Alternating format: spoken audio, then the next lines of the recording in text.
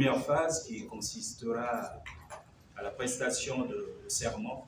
C'est devant une salle inondée de monde, venu du Grand Libreville, pour vivre la prestation de serment de 21 architectes qui confèrent le droit, la déontologie et l'éthique de fonctionner selon les règles sur le plan national et international, que le panel a été présidé par le président Eric Morongema le 21 janvier 2023. Elle marque pour ces derniers leur devoir à exercer la profession d'architecte en toute responsabilité, loyauté et dans les normes déontologiques. C'est un moment empreint de gravité. Il a pour but de stimuler une réflexion personnelle sur les responsabilités futures des diplômés dans la vie professionnelle et d'encourager un engagement précis dans le domaine éthique. Par le serment, l'architecte proclame solennellement son adhésion à ces valeurs et s'engage à les protéger.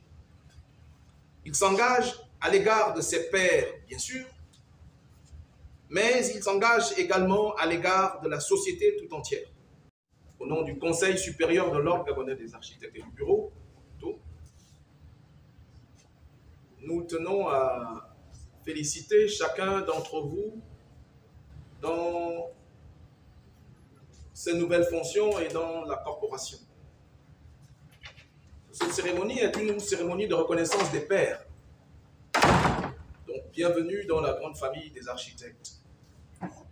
Vous n'êtes pas seulement des architectes du Gabon.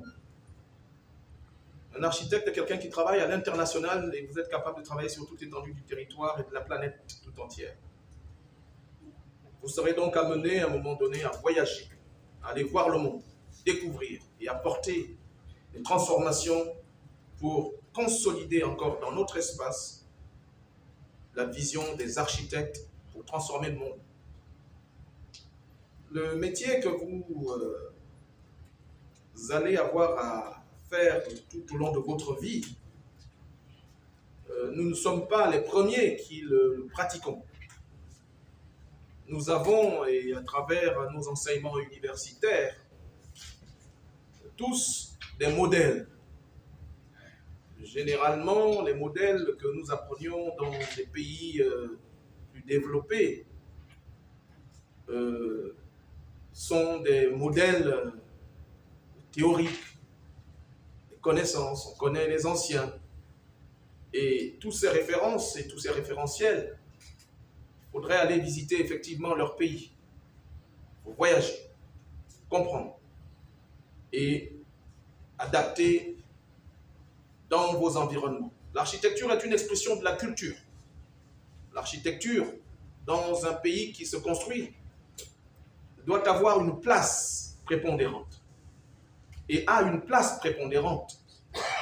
Nous devons, à travers nos connaissances, à travers ce que nous savons de cette corporation qui impacte toute la planète et tout le monde, sur le plan social, économique et politique, nous devons bien la pratiquer pour que nous n'ayons pas à nous justifier que nous sommes architectes et que chacun le comprenne.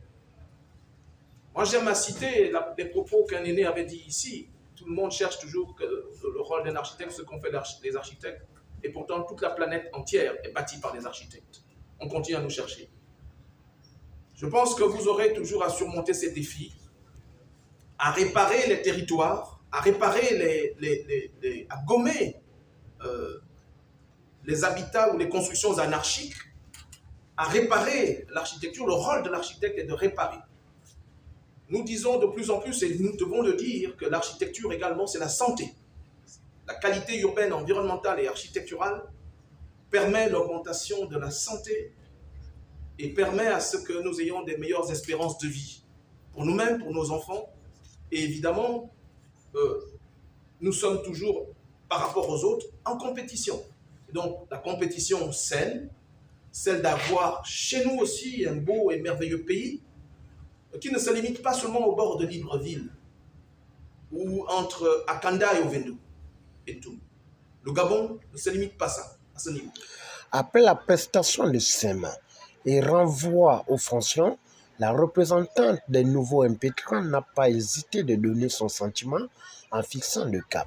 Des architectes qui s'attachent à la qualité du métier d'architecte.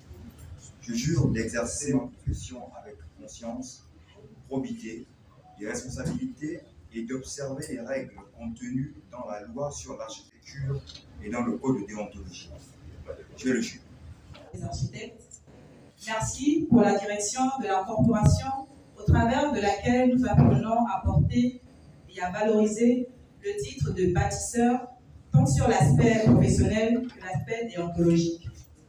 Merci surtout pour l'inclusion que vous prenez et qui nous donne aujourd'hui la parole au milieu des grands.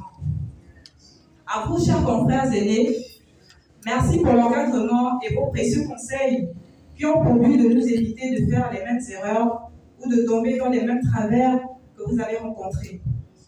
Merci aussi pour la primade. On sait que c'est pour nous forger un caractère combatif.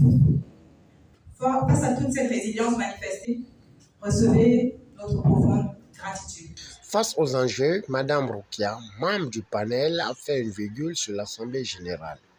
On va se tenir dans le temps se résume en deux grands points essentiels.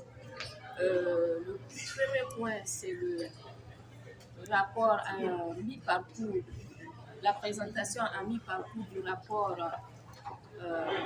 moral et la présentation du deuxième point concernera le rapport à mi-parcours du rapport financier. La présentation à mi-parcours du rapport financier. Pour ce qui est du rapport moral, il sera question de l'approbation du règlement intérieur et du code de déontologie qui ont été actualisés. Il sera aussi question du permis de construire et de la loi sur l'architecture. Le rapport financier, il est question de faire une présentation de tout ce qui a été fait sur le plan financier. Donc, en résumé, voilà les points qui seront examinés pendant cette assemblée générale. Au finish, le panel et le président invitent les nouveaux architectes de se conformer en respectant le serment pour valoriser et promouvoir l'excellence dans une évolution imposée par la mondialisation.